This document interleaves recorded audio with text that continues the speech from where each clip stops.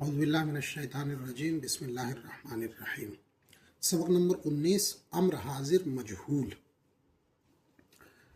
امر حاضر مجہول سچ پوچھے کوئی چیز نہیں ہوتی ہے، لیکن گرامر میں فٹ کرنے کے لیے ایسے صیغوں کو اس کے قریب قریب لانے کے لیے امر حاضر مجہول کہہ دیا گیا، ورنہ تو بیسیکلی یہ درخواست کرنے کے جملے ہیں، حکم کے نہیں ہیں۔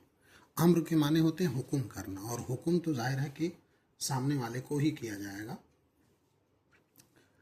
یہ استدعا ہے، درخواست، تمنا کے جملے ہیں، لیکن گرامر میں سیٹ کرنے کے لیے ان کا نام امر حاضر مجہول دیا گیا ہے۔ بہرحال امر حاضر مجہول سمجھ کے آپ اس کو پڑھیے۔ کہہ رہے ہیں امر حاضر مجہول بنانے کے لیے مضارع مجہول یعنی حاضر کے 6 صیغوں پر لام امر بڑھا دو اور آخر کو جزم دے دو تو امر حاضر مجہول بن جائے گا۔ یہ جو پڑھا تھا آپ نے، یہ امر حاضر معروف تھا، جس کے اندر سیدھے سیدھے حکم دیا گیا، یعنی حاضر کے لوگوں کو اگر سیدھے حکم دیا جائے تو امر حاضر معروف ہے، اور اگر حکم دینے کے بجائے درخواست کی جائے تو وہ امر حاضر مجہول کہلائے گا۔ اور اس کا طریقہ یہی ہے کہ جو 6 صیغے ہیں اس کے اوپر لام بڑھا دیجئے، اور اس لام کو لام امر کہیں گے، اور آخر کو جزم دے دیجئے، ساکن کر دیجئے۔ جیسے تنصرو، تیری مدد کی جاتی ہے یا کی جائے گی، اور لام بڑھا دیجئے لتنصر، چاہیے کہ تیری مدد کی جائے۔ تعرفو، تو پہچانا، تعرفو سے لتعرف۔ تو امر حاضر مجہول بنانے کا بہت آسان طریقہ ہے، شروع میں لام بڑھائیے جس کو لام امر کہیں گے، اور آخر میں جزم دے دیجئے۔ اب یہ گردان دیکھ لیجئے، لتنصر، لتنصرا، لتنصرو، لتنصری، لتنصرا، لتنصرنا، ہو گیا۔ چونکہ مضارع مجہول کا عین کلمہ ہمیشہ مفتوح ہوتا ہے، اس لیے مضارع مجہول سے اسی وزن پر امر حاضر مجہول رہے گا۔ البتہ یہ ضرور خیال رہے کہ فعل لازم سے مجہول نہیں بنے گا، لازم سے مجہول نہیں بنتا، یہ پہلے سے بھی طے ہیں۔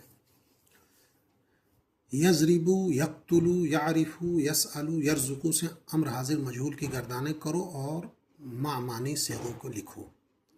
تو لیضرب، لیضربا، لیضربو، لتضرب، لتضربا، لتضربو،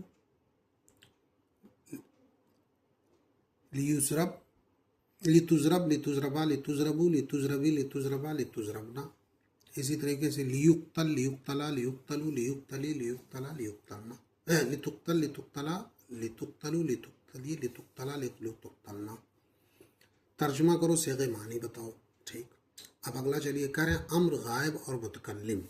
جو 6 صیغے چھوٹ گئے تھے وہ ان کو بھی امر غائب بنایا جاتا ہے، تو یہ بھی امر نہیں ہے، لیکن فٹ کرنے کے لیے امر کا نام دے دیا گیا۔ یہ بھی وہی استدعا والے جملے ہیں جس کے اندر درخواست کی جاتی ہے یا تمنا کی جاتی ہے۔ کہہ رہے ہیں امر غائب اور متکلم خواہ معروف یا مجہول اسی طریقے پر بنائے جائیں گے کہ مضارع معروف اور مجہول کے صیغوں پر لام امر مکسور بڑھا دیا جائے۔ جیسے یذہبو سے لیذہب، ینصرو سے لینصر، چاہیے کہ وہ مدد کرے۔ لام امر کا یہ عمل دیکھو کہ اس کے مضارع پر آنے کی وجہ سے جو صیغے واحد ہیں ان کو جزم ہو جاتا ہے، نون اعرابی ساقط ہو جاتا ہے اور نون ضمیر باقی رہتا ہے۔ یعنی غائب کے جو 6 صیغے تھے اور متکلم کے 2 صیغے تھے، ان دونوں کے اندر بھی لام بڑھایا جائے گا اور آخر میں ساکن ہوگا، لیکن جہاں نون والا ہے وہ نون گر جائیں گے اور نون ضمیر باقی رہے گا۔ یہ وہی قاعدہ ہے جو پچھلے تمام جگہوں پر استعمال ہوا۔ لیذہب، لیذہبا، لیذہبو، لتذہب، لتذہبا، لیذہبنا، لیذہب، لنذہب۔ یعنی یہ غائب کے 6 اور متکلم کے 2، اور جو حاضر والے تھے اس سے تو امر حاضر بنایا گیا، اور متکلم کے لیے اس کو پیش بڑھا دیا جائے۔ پھر کہہ رہے ہیں کہ معروف مجہول کا خیال رکھتے ہوئے چند صیغوں کے معنی بتاؤ، ان کی عربی بناؤ۔ یضرب، یضربو، یعرفو، یقتلو، یسألو، یرزقو سے امر غائب معروف مجہول کی گردانیں صیغے کے لکھو۔ ایک بات امر کے بیان میں تم نے سمجھ لی ہوگی کہ امر حاضر کے علاوہ امر کے دوسرے اقسام بنانے کے لیے صرف مضارع پر لام امر بڑھا دیا جاتا ہے۔ تو امر بنیادی طور سے صرف حاضر ہوتا ہے، غائب اور متکلم کے صیغوں سے پہلے لام بڑھا دیا جائے، آخر کو ساکن دے دیا جائے، نون کو گرا دیا جائے، نون اعرابی اور نون ضمیر اپنی حالت پہ باقی رہے گا، بس اتنا سا ہے۔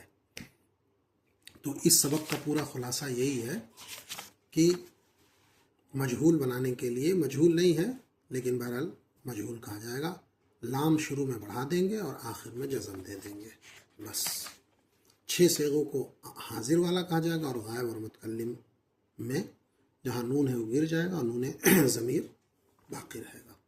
تو اس طریقے سے سبق نمبر 19 ایک سبق مکمل ہوا، اس کی پریکٹس کریے۔ اسباق آپ کو تھوڑا سا دیر سے دیے جاتے ہیں تاکہ آپ ان کو مشق کر سکیں، کیونکہ اس کے اندر مشق ہی اصل ہوتی ہے۔ اس پوری کتاب میں کل 25 اسباق ہیں، جس میں سے ہم 19 سبق پڑھ چکے، 6 سبق اور پڑھنا باقی ہے، اور 2-3 سبق کے اندر یہ فعل کی بحث ختم ہو جائے گی۔ 20 یہاں سے ہے 23، 3 سبق کے اندر فعل کی بحث ختم ہو جائے گی۔ تو امر کے بعد نون اور پھر فعل نہیں، امر کا اپوزٹ نہیں آئے گا، نہیں میں بھی وہی چیزیں ہوں گی، اور پھر اسم کی بحث آئے گی، یہاں سے آخر تک اسم کی بحث ہو کے کتاب ختم ہو جائے گی، اور صرف کا 90% حصہ آپ پڑھ لیں گے۔